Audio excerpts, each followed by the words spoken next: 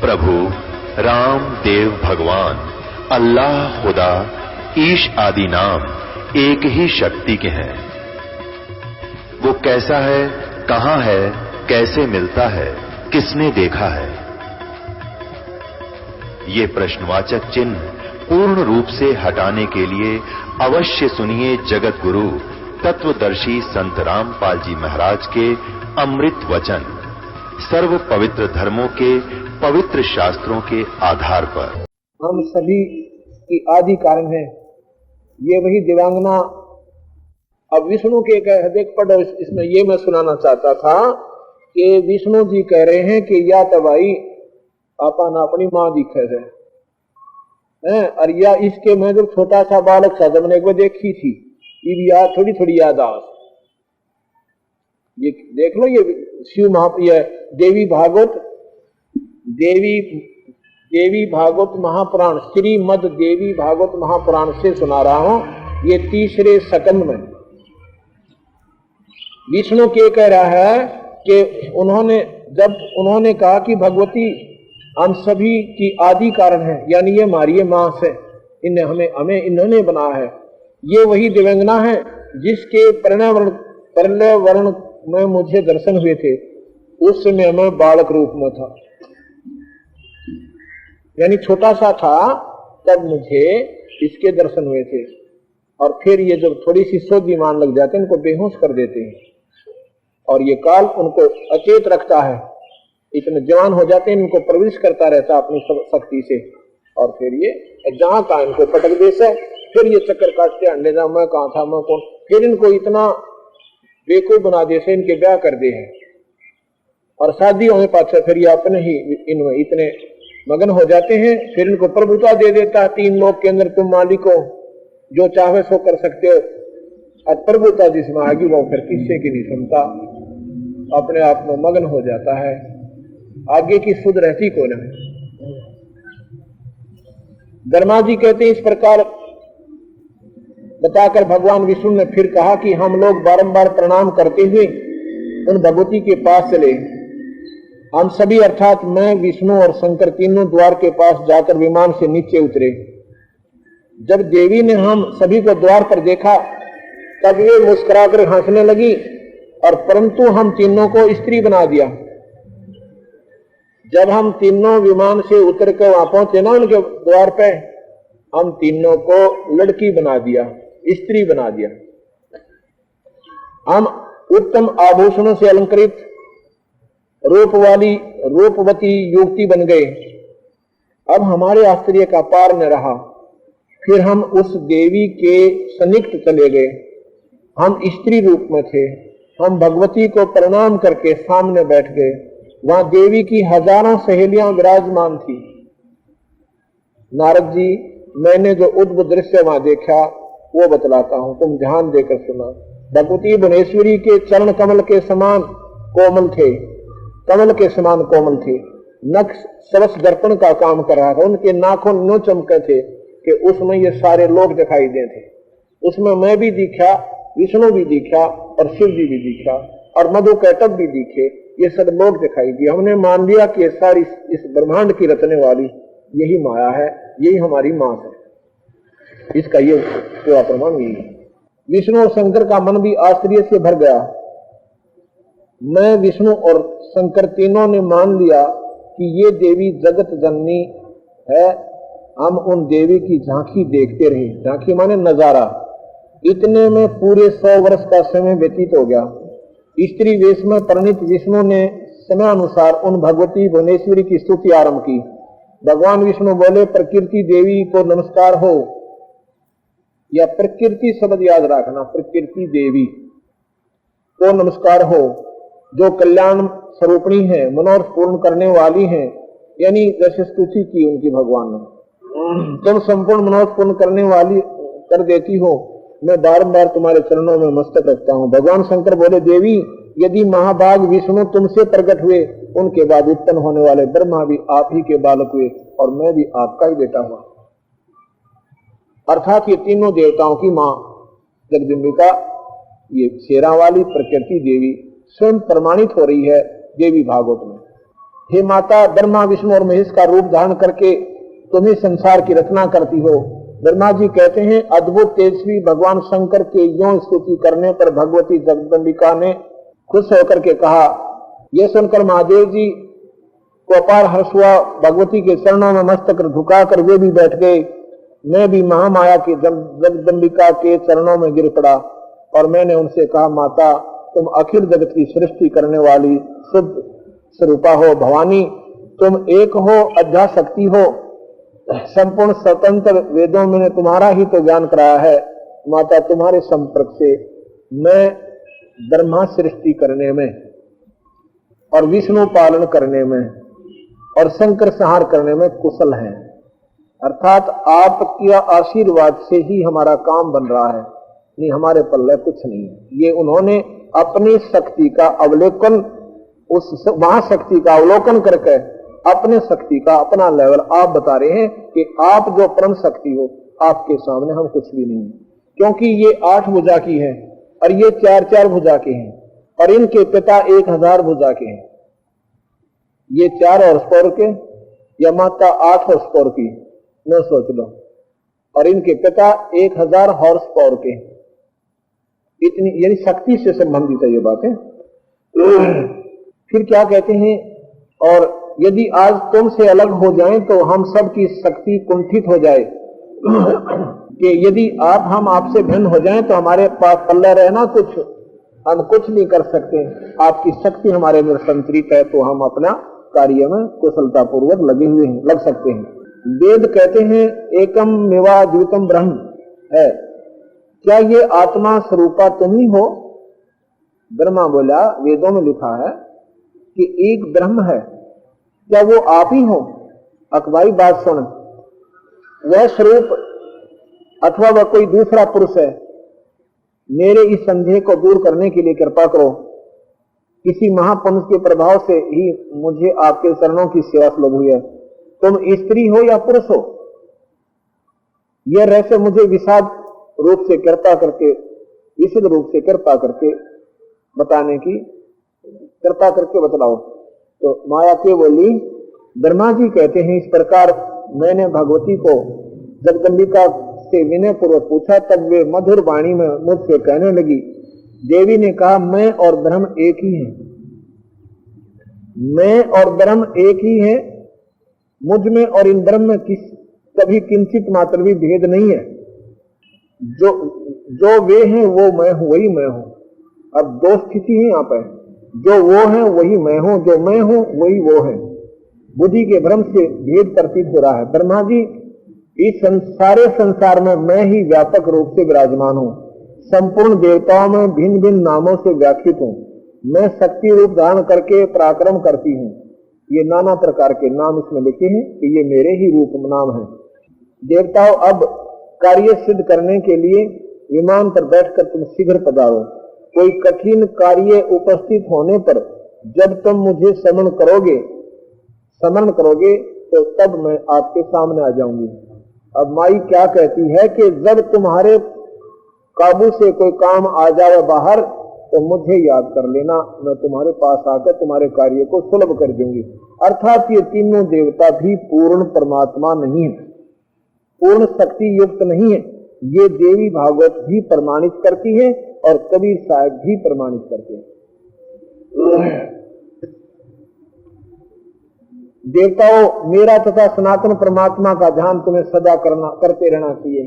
अब ये और बताना चाहूं था मैं इसमें, अब माई के कह के मेरा और सनातन भगवान यानी ब्रह्म का तुम्हें सदा ध्यान रखना चाहिए। होगे तो माता न्यारी निरंजन न्यारा, ये ब्रह्मा विष्णु महेश न्यारे। और जो ब्रह्मा विष्णु महेश रूप में 3 रूपों में ये निरंजन काल वहां रहता है, वो ये इतना गजब जाल काल में इस भोली भारी जीवात्माओं को यहाँ फंसाए रखने के लिए, सतमार्ग तक ना पहुंचने के लिए ये इतना उलझेड़ा उलझा कर डाल रखा है।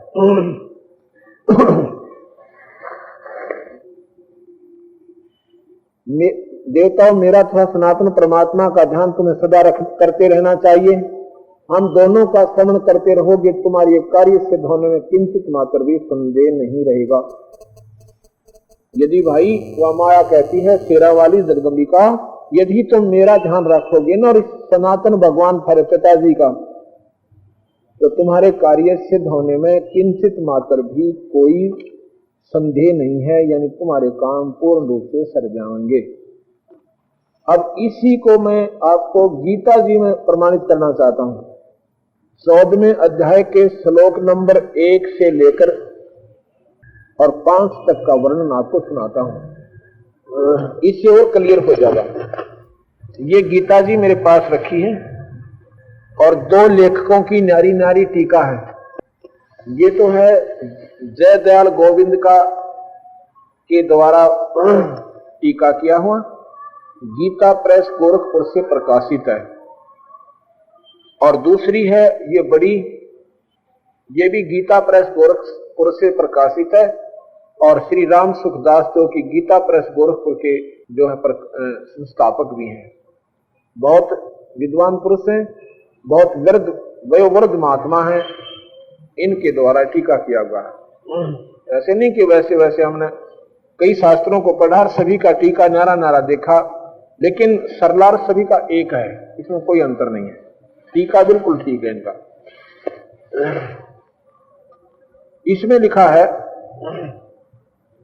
अध्याय नंबर 14 के श्लोक नंबर 1 में कहा कि हे अर्जुन, वह श्रेष्ठ अति उत्तम उस परम ज्ञान को फिर कहूंगा जिसको जानकर सब मुनिजन इस संसार से मुक्त होकर परम माने आगे की सिद्धि माने लक्ष्य को प्राप्त हो गए। कैसे? अध्याय नंबर 14 का श्लोक नंबर 1, संपूर्ण ज्ञानों में उत्तम और श्रेष्ठ ज्ञान को मैं फिर कहूंगा जिसको जानकर सब के सब मुनि लोग इस संसार से मुक्त होकर परम सिद्धि को प्राप्त हो गए। अब यहां क्या कहना चाहता है कि जिनको ये भेद बेरा पट गया कि यहां काल कुकर है और ये तीनों देवता कैसे हैं, वो ब्रह्मा विष्णु महेश की साधना को छोड़ देते हैं। आपने देखा ना कि साधक ब्रह्मा विष्णु महेश की साधना नहीं करते, वो केवल ब्रह्म उपासना करते हैं। उनको ये पता लग जाता है कि ये ब्रह्मा विष्णु महेश भी जन्म मरण में है, ये पार नहीं होंगे, और वो सिद्ध पुरुष पार होने के लिए उस निरंजन की साधना करते हैं, क्योंकि महास्वर्ग है उसका नाम, उसको ब्रह्मलोक भी कहते हैं। वहां जो पहुंच गए उनका कई कल्पों के बाद अंत होता है। मरते वो भी हैं, वो कई कल्पों के बाद मरते हैं, और ये कल्प में कई बार मर लेते हैं। जैसे हम पृथ्वी मंडल पे इस एक ब्रह्मा मरेगा इतने, हम तो असंख्यों बार बिना गिनती बार मर लेंगे, लेकिन वो वहां उनकी स्थिति अच्छी है देवताओं की, उनके दिव्य वर्ष बहुत लंबे चौड़े हैं। लेकिन उस ब्रह्मलोक की तुलना में ये ब्रह्मा विष्णु महेश मारे कितने वो मर लेंगे, लेकिन मरेंगे वो ब्रह्मलोक वाले भी एक दिन, अंत में उनका भी आओगा। तो ये क्या कहते हैं कि ये जो मैं जो बताना चाहता हूं, इसका जिसमें ज्ञान हो गया वो यहां से ब्रह्मा विष्णु महेश की साधना से भी वंचित हो जाएगा, यानी ऊपर की साधना करेगा। और उसकी जब अपना हम ये ज्ञान हो जाएगा कि काल निरंजन कौन है, तो फिर आप उस ब्रह्मलोक में भी त्याग दोगे, आप सतलोक की साधना में आरूढ़ हो जाओगे, जहां जाने के बाद कभी मरण नहीं होता। अध्याय नंबर 2 श्लोक नंबर 2 अध्याय नंबर 14 का गीता जी में, इस ज्ञान का आश्रय लेकर जो मनुष्य मेरी सद मत को प्राप्त हो गए हैं, सद्धर्मता को प्राप्त हो गए हैं, वे महास्वर्ग में भी पैदा नहीं होते, महाप्रलय में व्यवस्थित नहीं होते। कौन? जिन्होंने ब्रह्मा विष्णु महेश की भी साधना त्याग दी और मेरी साधना यानी काल की कर ली, ब्रह्म की, वो ब्रह्मा विष्णु महेश और कई बार मर लेंगे, वो फिर भी नहीं मरेंगे। लेकिन जब मैंने बताया कि कई अरबों कल्पों के बाद वो भी अंत होगा,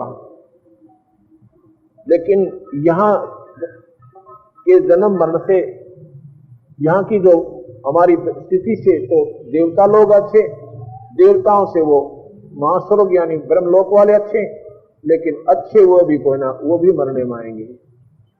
अंत में अच्छे कौन है? सतलोक में जहां से हम आए थे, वहां अपना कभी मरण नहीं होगा, वहां हम सदा सुखी रहेंगे, कोई काम नहीं है वहां पर परम पिता परमात्मा सत्पुरुष की व्यवस्था है।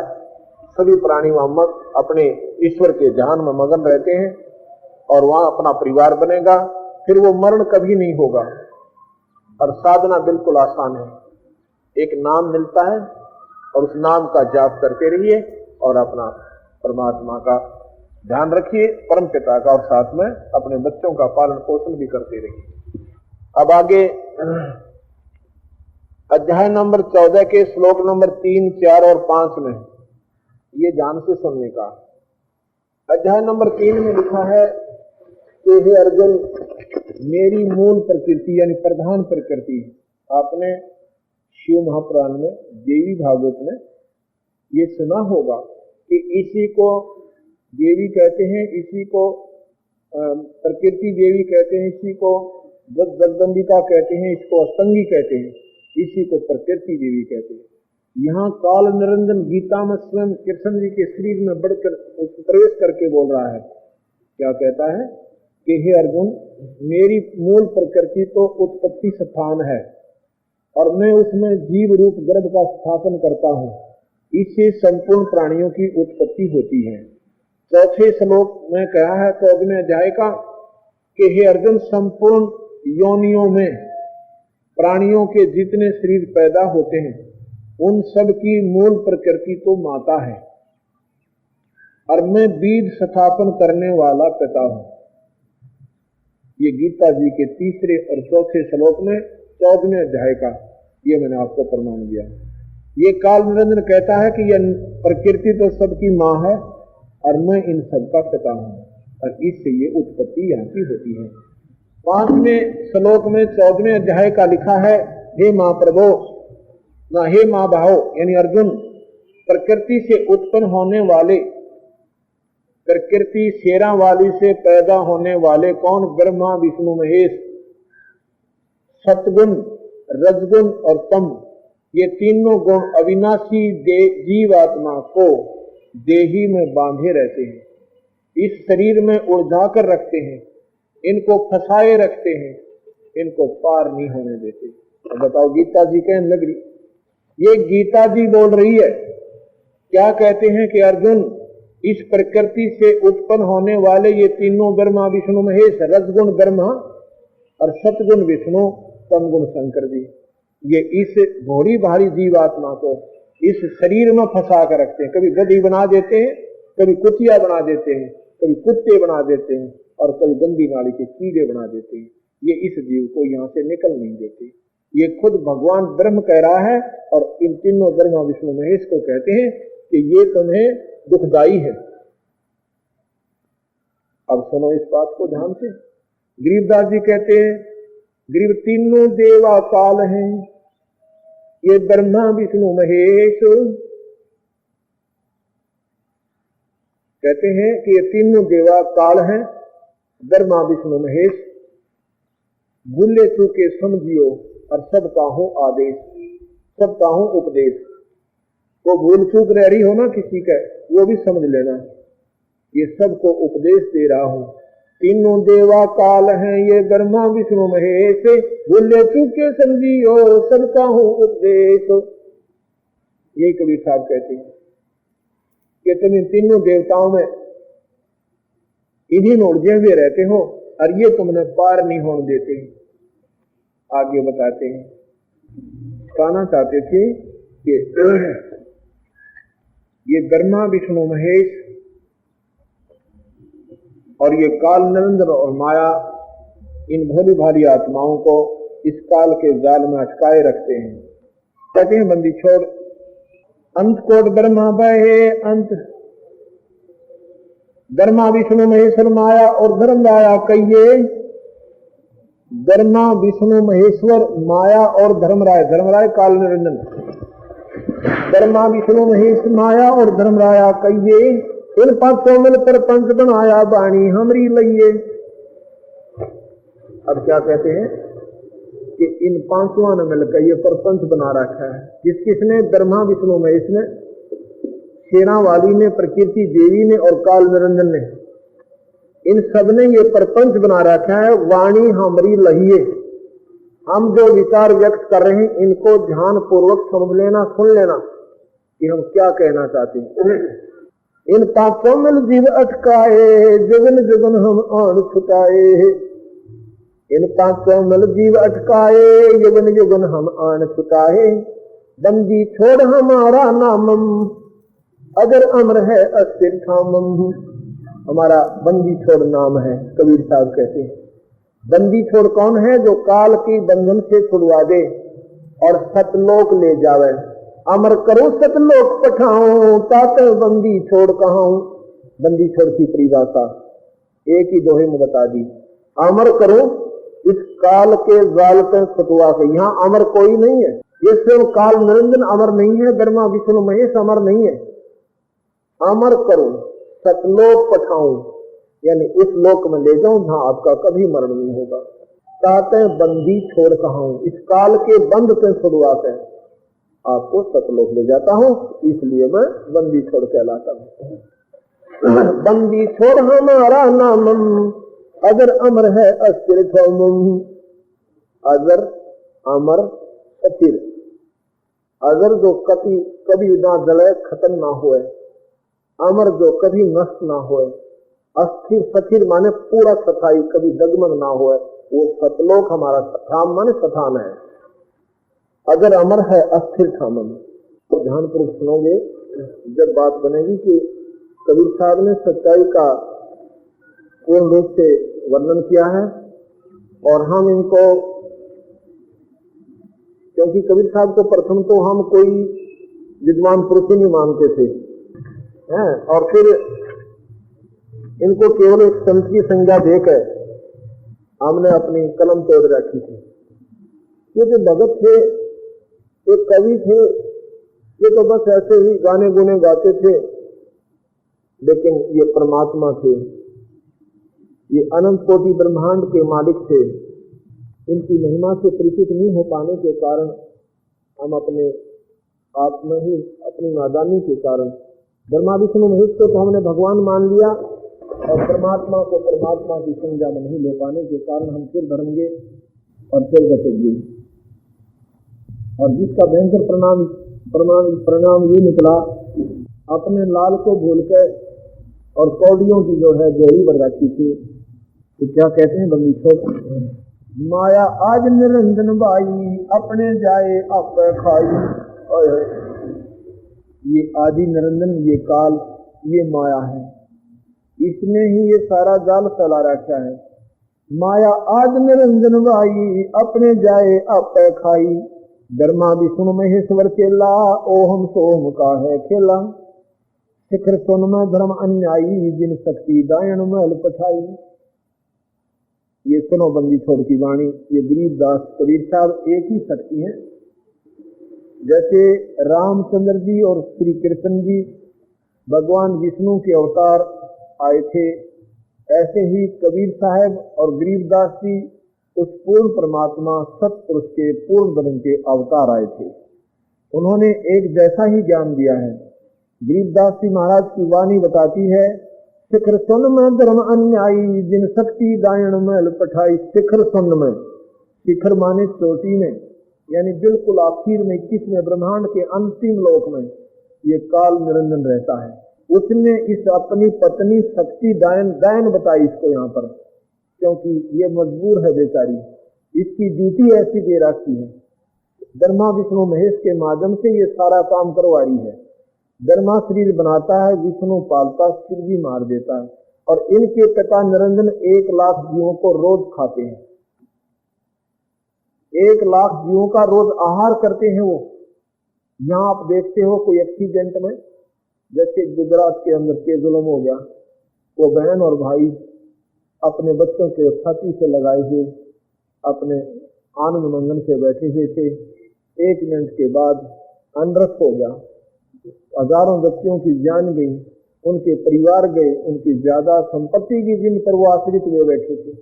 ये काल ऐसे झटके देता है।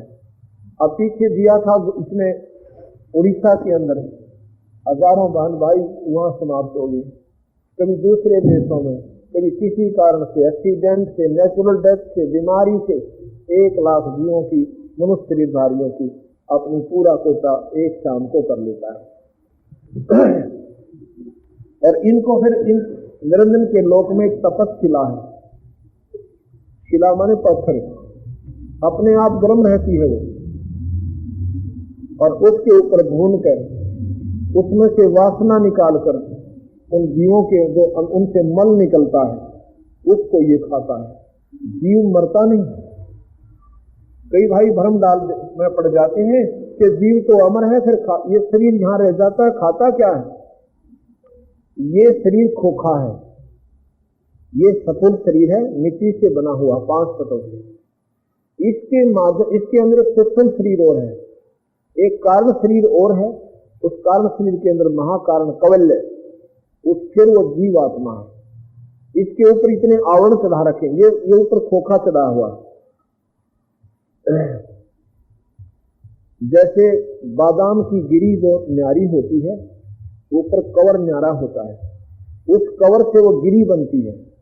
इस कवर से ये खट्टे मीठे शराब, सुल्फा, बीड़ी, तमाकू, गंदे व्यसन, गंदी नजरें, गंदे गाने, ये जितने भी आनंद लेता है ये मन, ये सारा इस शरीर के अंदर समावेश कर जाता है। इस सूक्ष्म शरीर के माध्यम से, इस शरीर के माध्यम से, स्थूल शरीर के माध्यम से सूक्ष्म शरीर में समावेश कर जाता है।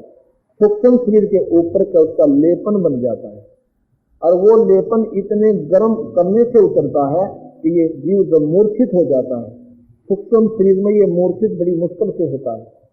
जब उस तपस्शिला पे 1 लाख जीवों को डाल देता है सूक्ष्म शरीर में, और फिर ये तड़प कर गर्म होकर उसमें से जो 80-90 वर्ष जो हम जितने भी व्यसन, नमकीन, चटपटे, मीठे, खट्टे खाते हैं, बीड़ी, शराब, मांस, तमाकू जो भी प्रयोग करते हैं, उनका एक तत्व उसके ऊपर जमा होता है, फिर वो धीरे धीरे छोड़ देते हैं। 1 लाख में से 2 फिर और सूक्ष्म शरीर का और ज्यादा आनंदित होता है। जैसे पहले गन्ने का रस होता है, वो भी मीठा होता है, फिर उससे क्या बनती है? बूरा बनती है, यानी शुगर बनती है। शुगर उससे भी बढ़िया मीठी होती है। शुगर से फिर आगे कंद बनाया जाता है, वो उससे भी अच्छा मीठा बन जाता है। ऐसे ही और सूक्ष्म हो जाता है तो और आनंदित होता है। तो उस 1 लाख जीवों को ये काल निरंजन बोल के और खाता है। और यहाँ पर हम अपना बेटा और बेटी समझ के, अपने बहन और भाई समझ के, और टक्कर मार मार कर होते, हमारा भाई मर गया, हमारी बहन मर गई, और बाकी सबर कर लेते। तो कबीर साहब कहते हैं, ना जानो अब ये सोचो तो कभी ऐसा क्यों हो रहा है? जिसको भगवान कहे वही खा रहा है। गीता में स्वयं कह रहा है कि मैं सबको खाऊंगा, एक ने ना छोड़ दो, और इसकी तुम पूजा कर रहे हो, तो कैसे बचेगा आपको? उस भगवान की पूजा करो जो काल से बाहर है। और भगवान कभी मारता नहीं, भगवान कभी नहीं मारेगा। जो मारता वो भगवान नहीं, तो निर्दयी है जो कुत्ते और कुतिया बनावा है और सूरी बनाकर गोबर खिलावा है, उसको तुम भगवान मान रहे हो। फिर कहते हैं तो अपने कर्म है। कर्म किसके लिए थी? अब मैं मर जाऊं, किसके लिए कर्म कर रहा था? ये करवाए जा रहे थे बाई फोर्स। तो भाई ये सब काल निरंजन बता रहा है। कबीर साहब की शरण में आने के बाद ये निष्क्रिय हो जाता है, ये फिर असर नहीं करता उस हंस के ऊपर, इसके ऊपर कोई असर नहीं रहता उसका। इसमें इसके लिखे हुए गंदे लेखों को भी कबीर साहब काट देता है, इनके गंदे कर्मों को काट देता है। सर फोड़न हो जाओ तुम लोगों के, कैसे कह रहे हैं भगवान को? और भगवान कहने लग रहे आपका गीता में कि तीनों गुण जीव में उड़ाए रखते हैं, तीनों गुण ब्रह्मा विष्णु महेश। ना पढ़कर देखो दोबारा उस गीता जी को। खोखापुर में जीव बुलाए, सपना विश्व बैकुंठ बनाए। ये खोखापुर है, खोखा माने ऊपर तो बढ़िया दिखा, अंदर कुछ नहीं पावे कवर। ये कवर कितना बढ़िया देख, ऊपर तो इतनी पालिश कर रखी, क्या सुंदर बना रखा। अंदर इसमें क्या डंगा ठोक रखा, हार्ड मांस, इसमें फिर थूक, विष्टा, ढीड, मूत्र, आंतों के लोथड़े गिर रखे, कोई कुत्ता आपने देखा हो ना एक्सीडेंट में, उसका कटा हुआ शरीर, उसकी तरफ देखा नहीं जाता अपने से। और इस नाम लिए करने लाग रहे सारे रंगे ने ऊपर के सूत्रा खोखा बना रखा, ये खोखा है, ऊपर तो बढ़िया दिखे भीतर कुछ कोई ना। खोखा पर में जीव बुलाए, स्वप्न विस्त वैकुंठ बनाए। ये विस्त जिसने स्वर्ग पे ये स्वप्न बना रखा है, यहाँ बलो रखे, फिर इस स्वर्ग में थोड़े दिन महाराज जी रखे, फिर नरक में ठोक दे, फिर 84 लाख के कोल्लू में पड़े पाछा दी आपको धक्के खाएगा। मनुष्य शरीर में जब ये जीव आता है, जब इस काल निरंजन के आग लग जाती है, कहीं इसको भक्ति ना मिल जाए। परमात्मा एक मानते हो, परमात्मा एक मानते हो कि भगवान एक है, तो उसका शास्त्र एक चाहिए था, उसकी वेद वर्षिप भी एक ही चाहिए थी। ये इतने उड़जेड़े किसने कर दिए? इस काल भगवान निरंजन ने, इस ब्रह्म ने, कि कोई सत मार्ग पर ना लग जा, कोई भक्ति ना कर ले। ऋषि जन भक्ति करते थे, जैसे विश्वामित्र भक्ति कर रहा था, एक उर्वशी भेज दी, वो वहां पहुंच गई, उसके साथ शादी कर ली, एक लड़की होगी जब छोड़कर भागी, और फिर मारा माथे में हाथ ऋषि उसकी तपस्या गई। जब तपस्या कर रहा था, करने क्यों ना दिया उसको? क्यों पंगे पाए उस बेचारे की जान को? क्योंकि ये भक्ति करने ना दे, और करे तो गलत कर दो। मंदिर में चले जाओ, तीर्थों पर चक्कर काटने जाओ, जो गीता में लिख रखा है ऐसे मत करो, गीता जी में लिख रखा है ऐसे मत करो, और कर दो, श्राद्ध निकाल लो। और गीता जी में मना कर रखा पितर मत पूजो, देवी देवताओं की पूजा मत करो, भूतों की पूजा मत करो, और ये सब के सब कर रहे हो। और गीता जी ने सिर पर रखकर घूमते हैं। गीता जैसा ज्ञान नहीं, और मानना कति नहीं, करना का उल्टी साधना है। क्योंकि ये काल हर इंसान के अंदर विद्यमान है, ये मन रूप में ये निरंजन विद्यमान है, ये जीव को भ्रमित रखता है। खोखा पर में जीव भुलाए, स्वप्न विस्त वैकुंठ बनाए। ये अरहट का कुआ लोई, जागर गंजा है सब कोई। रहट का कुआ, पहले एक सिंचाई का साधन, एक कुआ होता था वेल, और उसमें एक चैन सी होती थी, बकेट लगी हुई होती थी, उसमें एक पैरों से उसको चलाया जाता था कोल्लू की तरह। तो नीचे से पानी वो बकेट चैन के ऊपर से वो बाल्टियां भर के आती थी, और बाहर खाली हो जाती थी, नीचे से फिर भर लाती थी, फिर खाली हो जाती थी। अब यहाँ पर क्या बता रखा है कि यहाँ पर पुण्य कमाओ और स्वर्ग में खाली कराओ, और फिर नरक में जाओ, फिर स्वर्ग में यहाँ आओ, पुण्य कमाओ, वहाँ खाली कराओ, 84 लाख के चक्कर काटो। ये रहट का कुआ लोई, रहट हरहट जिसे कहते हैं, और या गलगंजा है सब कोई। कीड़ी कुंदर और अवतारा, हरहट डोर बंधे कोई मारा। ये भगवान ब्रह्मा विष्णु महेश जैसे भी असंख्यों बार मर लिए, असंख्यों बार पैदा हो लिए, 84 लाख जोनियों में जा लिए। ब्रह्मा विष्णु महेश कोई व्यक्ति विशेष नहीं है, दीज आर द पोस्ट, ये एक पदवी है। और इनके जो उसके इक्विवेलेंट यानी अच्छी आत्मा का जो हंस होता है, उनके वो काल निरंजन अपनी पत्नी के माध्यम से और उन अपने बच्चों के रूप में उनको पैदा करता है। उन उच्च आत्माओं को जो अच्छी आत्माएं हैं, जो परम आत्माएं हैं, परम माने श्रेष्ठ आत्माएं। परमात्मा की परिभाषा क्या है? परम माने श्रेष्ठ, आत्मा माने आत्मा, उच्ची आत्माएं। ब्रह्मा विष्णु महेश इस 3 लोक में सबसे उत्तम आत्माएं हैं, इसलिए इनको इस पोस्ट पर नियुक्त किया। जब ये अपनी पूरी अवधि पूरी कर लेंगे, ये 84 लाख दुनिया में आत्मा जाएंगी ये, क्योंकि अब ये भक्ति नहीं कर रहे, अब तो मौज मार रहे हैं, क्योंकि आज से ब्याह हो रहे और इनकी प्रभुता पूरी से देवी देवता जोड़े खड़े रहे, अच्छी उर्वशी नाते इनके स्वर्गा में। ये भक्ति नहीं करते, और करते हैं तो कालताई की।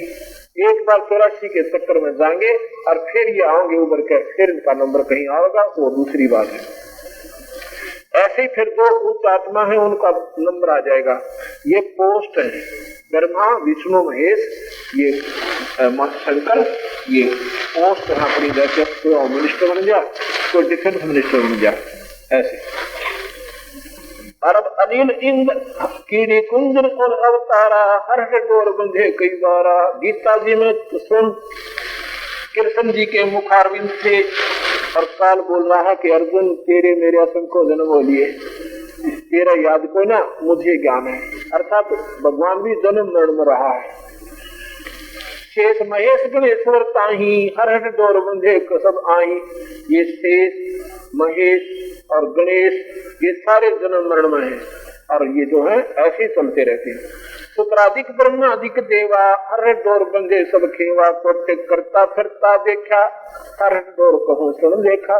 चतुर्भुजी भगवान कहाँ में हर डोर बंधे सब आवे। ये चतुर्भुजी भगवान कहाँ में हर हट डोर बंधे सब आवे। ये चतुर्भुजी भगवान जिनको तुम कहते हो यो है खोखापुर का कुआ यम पड़ा सो निश्चय मुआ। मुल्ला माया मग में बैठी हंसा चंचन खाई। ज्योत निरंजन भया ज्योत स्वरूपी भया निरंजन में ही करता भाई। अब यहाँ पर सारे अपनी अपनी डपली अपना अपना राग अपनी प्रभुता बनाए बैठे हैं।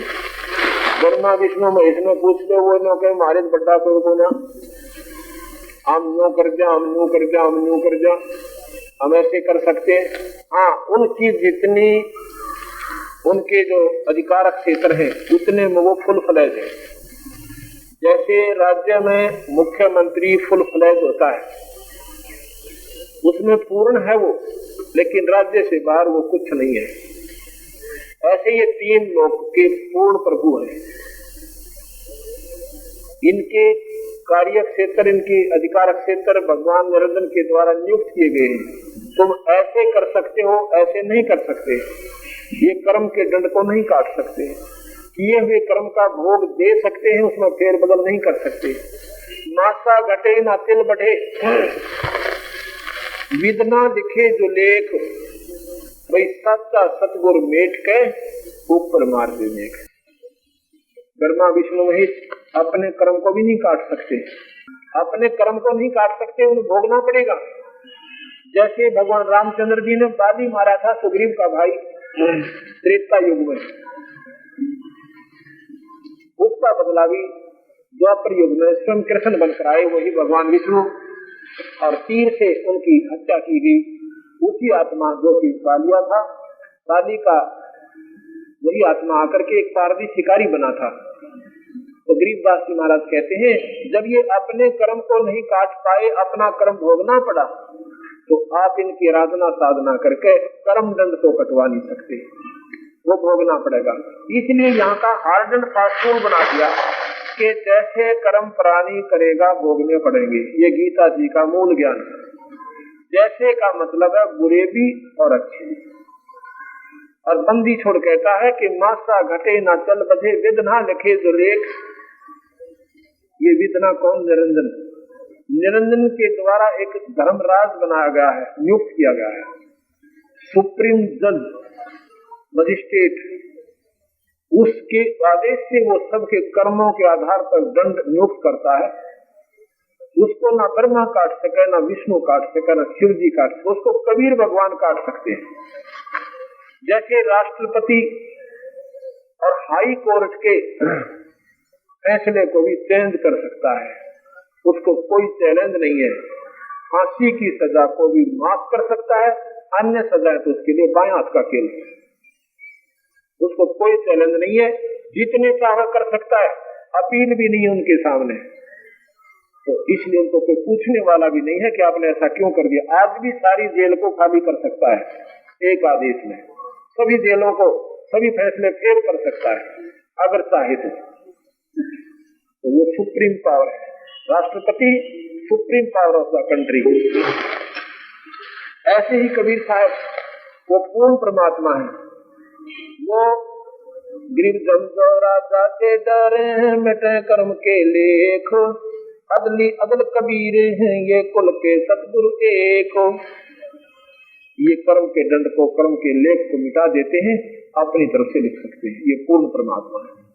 ब्रह्मा विष्णु महेश्वर माया और धर्म लाया कहिए, इनका सोनर पर पंच बनाया बाणी हमारे लिए। पीर पैगंबर कुतुब ओलिया सर नर मुनि जन ज्ञानी, एता को तो ना पाया तुमको बंधे पुरानी। जानते सुनना कबीर भगवान की वाणी गरीबदासियों की।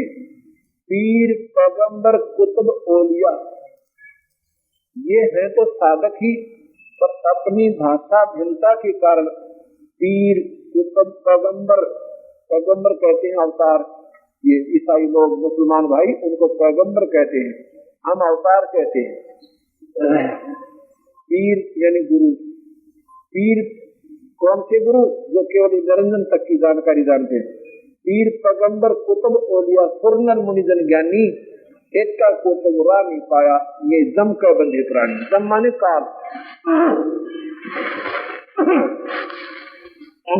एक का को तो रा नहीं पाया, ये काल का बंधे प्राणी। आपने सुना था, कल बता रहे थे कि 12वें अध्याय के 32वें श्लोक में अर्जुन देख रहा है कि भगवान आप तो देवता दिखा रहे हो और आपका के गुणगान करें, ये सुनने की बात है। उस निरंजन की तो साधना कर रहे काल भगवान की, और वही उनको खा रहा है, फिर उनकी माफी भी हो जाए, माफी भी नहीं है। ये ताको तो राना पाया जन को बंधे प्राणी। ये जीवात्माएं बेशक वो देवता बन रहे थे, लेकिन उस काल की साधना करके और काल के ही कुत्ते से उसी के उसमें जाल में फंसे हुए। धर्मराय की धूमा धामी जम पर जंग चलाऊं, जरा को तो जानने दूंगा बांध अदल घर लाऊं। काल अकाल तो हूँ को मोसू महाकाल कर मूंगा, मैं तो पट खजूरी हुक्मी चोर खोज को ढूंढूं। मुल्ला माया मग में बैठी हंसा चुन चुन खाई, ये जो स्वरूप ही बयान निरंजन में करता भाई।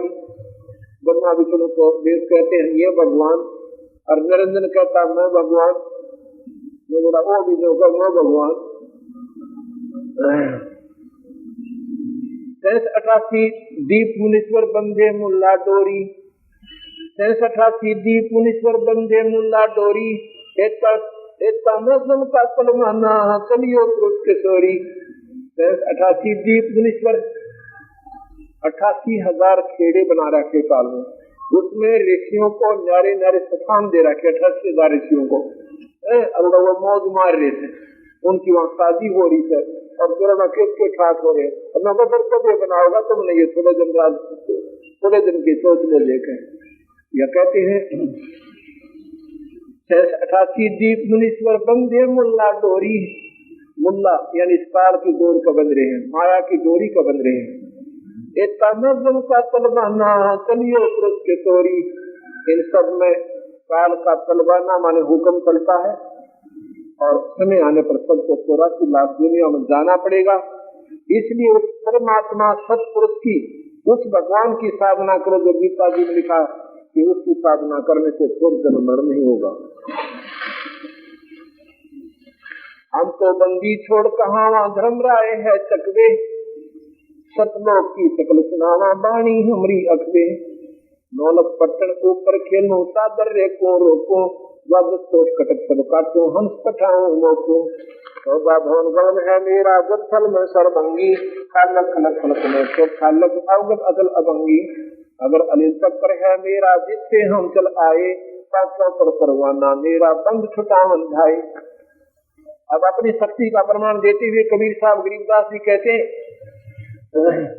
अगर अलील चक्कर है मेरा जिससे हम चल आए, हम उस सतलोक से चल कर आए हैं जहाँ पर ये ब्रह्मा विष्णु महेश निरंजन तीर्थ नहीं जा सकते। और इन पांचों पर परवाना मेरा, इन ब्रह्मा विष्णु महेश माया और गंगा के ऊपर मेरा हुक्म चलता है, और हम बंद छुटावन आए। हम तुम्हारे को इस काल से निकाल कर सतलोक ले जाने के लिए आए हैं। या कुत्ते गधे नहीं बनने देंगे आपको। जिन्होंने हमारा नाम ले लिया उनका जन्म होगा तो मनुष्य का होगा, स्त्री या पुरुष का जब तक यहाँ से पार नहीं होगे, चाहे 2 जन्म लगे चाहे 100 जन्म लगे, आपको इन गंदी दुनिया में कबीर साहब नहीं जाने देगा। अब यहाँ देखो किसी न किसी अंश के लिए खेल हो रहा है, इसमें जरूर 10, 20, 50 आत्मा जुड़ेंगी जो ईश्वर कबीर भगवान की होंगी, अन्य नहीं आएंगी। यहाँ पर हीरो हीरोइन आ जाते या कोई अन्य ये रामायण महाभारत गीता की कथा करनी है, संत आ जाएंगे, दुनिया इकट्ठी हो जाती। ये कथाएं आपने खूब सुन रखी हैं, तुम कथाओं के सुनने गाने से कुछ लाभ नहीं होगा जब तक ये कड़वा ज्ञान नहीं सुनोगे। हमने करना क्या है, हम किस कोर्स को करें जिससे हमारा आगे आने वाला बेनिफिट बने सही। हमें कुछ ज्ञान तो है नहीं, हम आंखा में इसी देखा देखी लगे हुए जिससे हमें बेनिफिट भी नहीं हो रहा और हम भगवान में आस्था भी पूरी रखी हुई है, क्योंकि हमारी वे ऑफ वर्शिप एक्यूरेट नहीं है। हमारी पूजा की विधि 3 लोग की भी ठीक हो जाए। गीता के अनुसार चल कर देखो, जो हम नाम देते हैं पहले 3 लोग के देते हैं। पहले हम 3 लोग की जो सही भक्ति है वो करवाते हैं। जैसे हम अच्छे स्कूल होते हैं ना, बच्चे कमजोर से हों उनकी नौकरी 5वीं क्लास की तैयारी करवाएंगे आपकी और फिर हम आगे एडमिशन देंगे आपको। तो ये पिछली आपकी हम कमजोरी निकाल के फिर आगे की पढ़ाई पढ़ाते हैं। अगर आपने ये 3 लोग की भक्ति सही कर रखी होती तो हम सीधा नाम आपको सतलोक का दे देते, मिनटों में बात बन जाती। हम पहले यहाँ की सुचारू भक्ति कराते हैं जो इन शास्त्रों में लिखी हुई है। जिस नाम मंत्र से पार्वती की मुक्ति हुई वो मंत्र देंगे हम आपको, जो भगवान शिव ने पार्वती को दिया था। वो चौथी मुक्ति युक्त होगी, यानी उन्हें BA कर ली और BA के बाद फिर हम वो कोर्स करवाएंगे। उस कोर्स में आपको नौकरी निश्चित होगी। हमारा जो मार्ग है इसमें मुक्ति निश्चित है, इसमें मुक्ति पक्की है, इसमें 2 राय नहीं है। जैसे कई स्कूल बताए, मिलिट्री स्कूल है कि उनमें जो बच्चा अपने पूरी पढ़ाई करता हुआ निकल गया उसको नौकरी पक्का है। तो हमारी इस भक्ति में कबीर साहब में मुक्ति निश्चित है, अगर हमारी मर्यादा में चलकर और ये करते रहोगे तो। एक समय की बात है, अगर अली चक्र है मेरा जिससे हम चल आए, पांचों पर परवाना मेरा बन छुटावन धाये। जहाँ ओंकार निरंजन नाही, ब्रह्मा विष्णु वेद न जाही। जहाँ करता नहीं जान भगवाना, काया माया नहीं पंच प्राणा।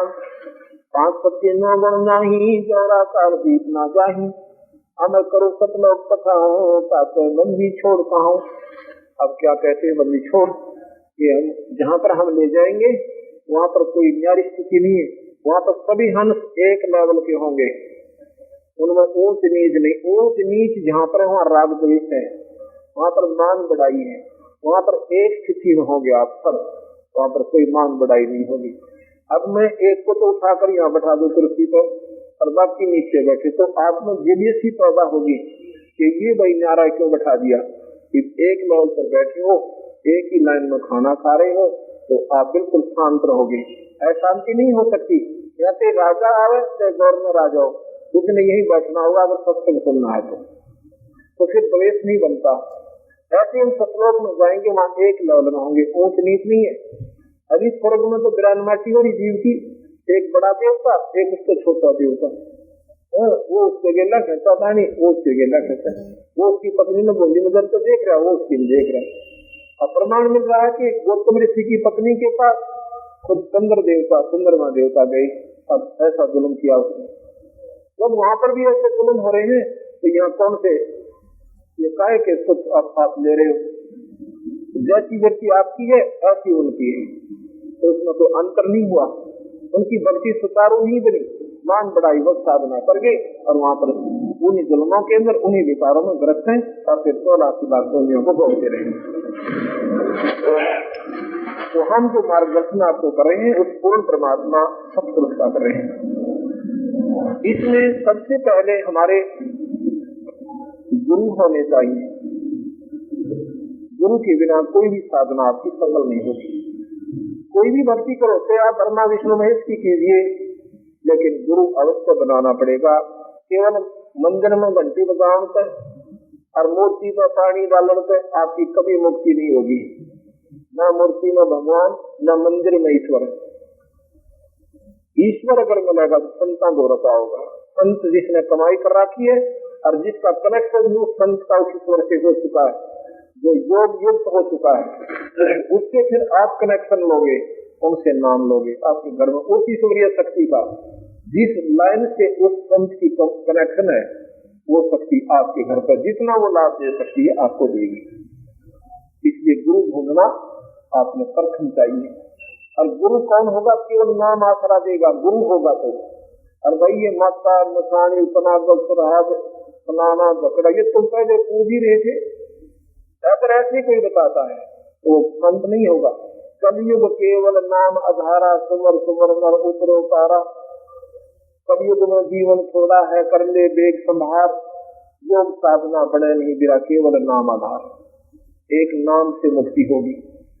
गुरु ने किस चीज की जाप किया था? नाम का जाप किया था। प्रहलाद ने काहे का किया था? नाम का जाप किया था। और बहुत जल्दी प्राप्ति होती है नाम से। ये सभी आपके काम भी करते हैं इस भगवान के नाम से। अब मैं आपको कबीर भगवान की शक्ति का छोटा सा प्रमाण बताता हूँ। भक्त राजेंद्र दौलतपुर खेड़ी हरियाणा से, इनकी लड़की जो है, राजेंद्र है क्या? आगे एक बात देखें, इनकी लड़की ये कुमारी मंजू, इसको 11 वर्ष से तकलीफ थी, ये बीमार रहती थी।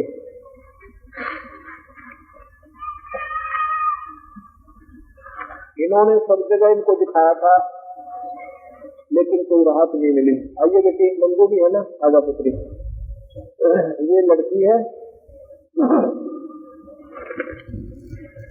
इसको 11 वर्ष से मिर्गी की तरह दौरे बन जाते थे और साइकिल पे स्कूल में जाती थी तो ऐसी साइकिल पर जाम हो जाती थी और नीचे गिर जाती थी, घंटों में होश में आती थी। इस बच्ची को इनके पिता ने और सभी घर वालों ने नाना जहाँ भी किसी ने संत बताए वहाँ ले गए और साथ में डॉक्टरों का इलाज करवाया, पर कोई राहत नहीं मिली। इन्होंने कबीर भगवान का उपदेश लिया, नाम लिया। उस नाम में ये फ्री में शक्ति होती है, इन दुखों को प्रथम निवारण करते हैं। और फिर वो ये आस्था बन गई इस परिवार की। इस दुख के निवारण होने से हर एक भक्ति होगी, ये असली रोग कटेगा जो जन्म मरण की बीमारी है। ये आप देखिएगा, लीजिए भाई इनका फोटो लीजिए।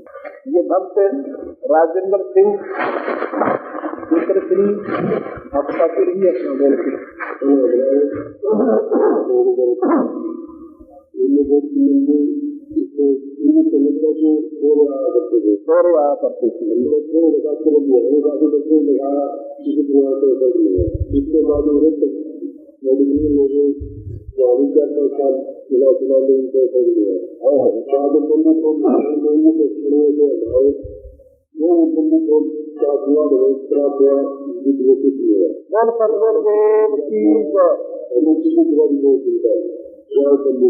करते थे। ये हमारे कबीर भगवान की शक्ति है भाई। जहाँ डॉक्टर थे, जहाँ पर सारी दवाई थे, तो कर्म का दंड होता है। जब कर्म की मार होती है ना, दवाई काम करती है तो निष्क्रिय हो जाती है, रिएक्शन करना शुरू कर देती है। यहाँ पर परमात्मा का काम शुरू होता है, तो ईश्वर की शक्ति का काम शुरू होता है। उस परमात्मा ने, कबीर भगवान ने ये कुछ वक्त में दिया इस परिवार को। अब इस परिवार का इतना दृढ़ निश्चय होगा कबीर भगवान को। अब वो भक्ति कर रहे हैं, सामने आरती करे हैं, जिनमें मंत्र करके अपना काम भी करे, इनका बेड़ा पार होगा, सतलोक चले जाएंगे। और सतगुरुदेव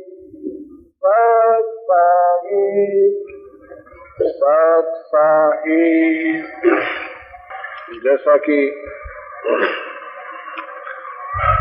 सुबह के सत्संग में आपने सुना कि पूर्ण परमात्मा अनंत कोटि ब्रह्मांड के भगवान सत्पुरुष है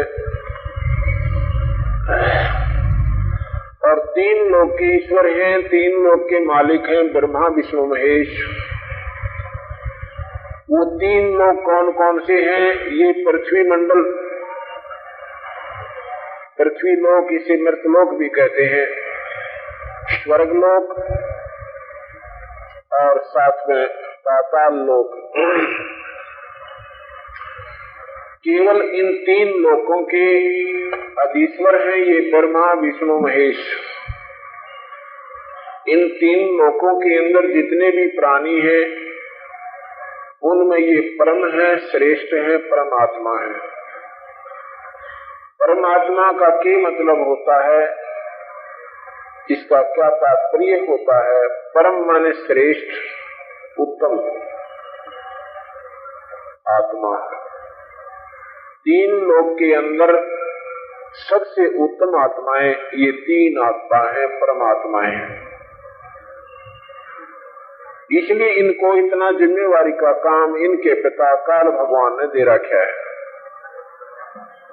ब्रह्मा विष्णु महेश के पिता हैं काल भगवान, ज्योति निरंजन, और शुद्ध भाषा में उसे ब्रह्म कहते हैं। काल निरंजन 1 लाख जीव प्रतिदिन खाता है, उसको श्राप लगा हुआ है।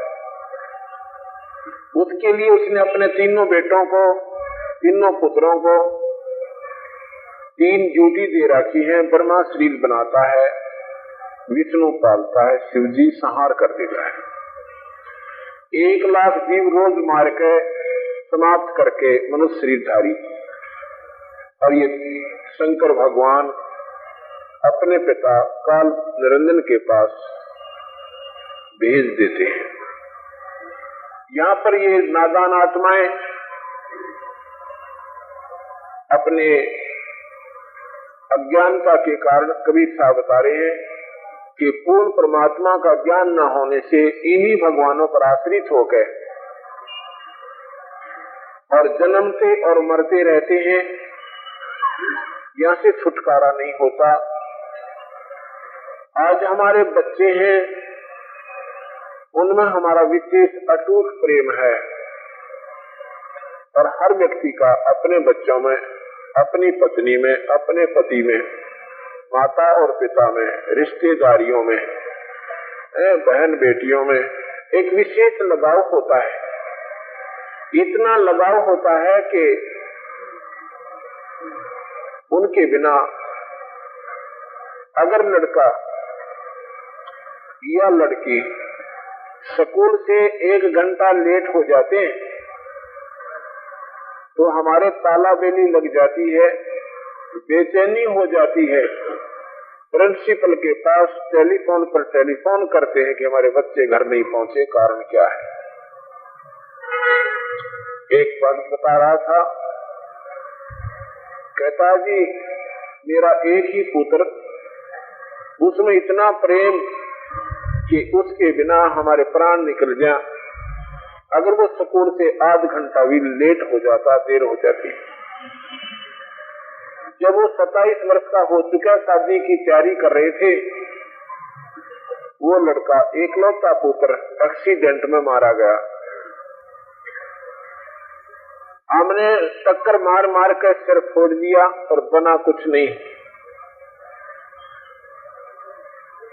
जिस बच्चे के लिए हम पल भी दूर नहीं रह सकते थे, उस बच्चे से आज उससे हाथ धोके और अपने बाकी भी समय को रो रो के व्यतीत कर रहे हैं।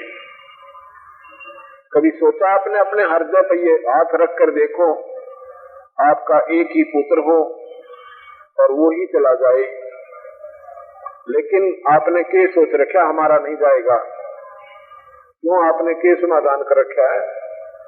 आपने क्या बचाव किया अपने पुत्र का जो उसने ना कर रखा, जिसका एक ही पुत्र वो स्वर्गवास कोई मृत्यु को प्राप्त हुआ। और यही अंधेरा जो आपका हट जा, यही अपने ज्ञान हो जा, तो आप कबीर साहब के शरणों में आकर समर्पण कर सकते हो, अन्यथा नहीं करोगे। क्योंकि आपने कबीर साहब की समर्थता से अभी आप अपरिचित हो। कबीर साहब की समर्थता का आपने पूर्ण ज्ञान नहीं है। जब आपको, जैसे हमने ब्रह्मा विष्णु महेश की महिमा का ज्ञान हुआ, इन्होंने क्या क्या काम किए, जैसे भगवान कृष्ण जी ने कंस जैसे राक्षस को, जानवर जैसे पहलवान को और केसी जैसे राक्षस को, पुतना जैसी राक्षसी को और उनको खत्म कर दिया। शिशुपाल जैसे दुष्ट आत्मा का सिर काट दिया, कुब्जा का कोब ठीक कर दिया और सुदामा को धनवान बना दिया। हमने जब ये महिमा सुनी और मोरध्वज के पुत्र ताम्रध्वज को आरे से चिरवा कर उसको जीवित कर दिया, तो इन लीलाओं के आधार पर, इनकी ये गुण सुनकर हम इन भगवानों पर इतने आसक्त हो गए कि परमात्मा ये सब जो चाहे सो कर सकते हैं।